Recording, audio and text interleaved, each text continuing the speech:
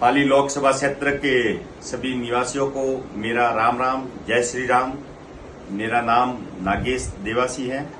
मैं गांव दुजाना, जिला पाली का पूर्व सरपंच हूं तथा भारतीय जनता पार्टी का मंडल अध्यक्ष भी रह चुका हूं। पाली जिले की दिशा जो जिला विकास समन्वय कमेटी होती है उसका भी मेंबर रह चुका हूं। मैं आप सभी को सबसे पहले इस लोकतंत्र के सबसे बड़े महापर्व की हार्दिक बधाई और शुभकामनाएं देता हूं। आप सभी लोकसभा क्षेत्र के निवासियों को कल होने वाले मतदान के लिए शुभकामनाओं के साथ में ये निवेदन करना चाहूंगा कि पाली जिले के विकास के लिए सबसे बड़ा योगदान किस व्यक्ति का हो सकता है, उनको मतदान आपको करना है। उनको क्यों करना है उसके पीछे सबसे पहले मैं बात बताऊंगा। पाली जिले की मैं विकास की बात करूंगा।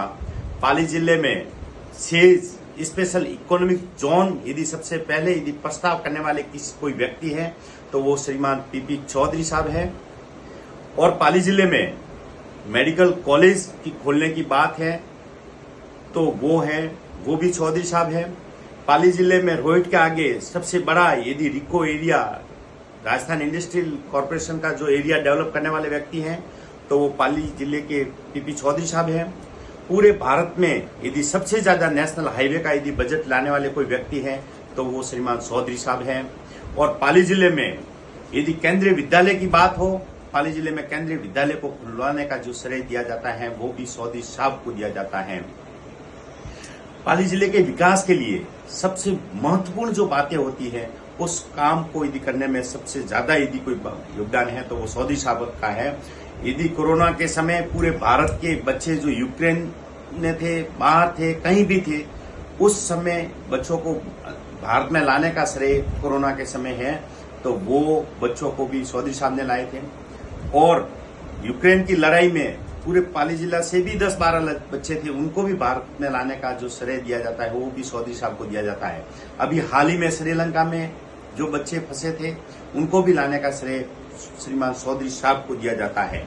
और भारत में मोदी सरकार द्वारा जितने भी कानून नए बनाए जा रहे हैं वो आपके सहयोग से बनाए जा रहे हैं, इसीलिए इनका भी योगदान चौधरी साहब का है।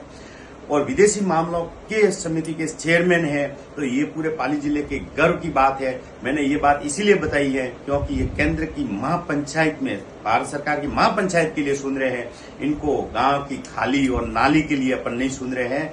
तो मोदी को मजबूत करने के लिए कल एक बार पुनः राष्ट्र को मजबूत करने के लिए, सनातन धर्म को आगे बढ़ाने के लिए श्रीमान पीपी चौधरी साहब को आप वोट देके मोदी सरकार को मजबूत करें और तीसरी बार एक बार पुनः मोदी सरकार बनाने का आप संकल्प ले और कल वोट करें। यही मेरा आग्रह है। जय हिंद, जय भारत।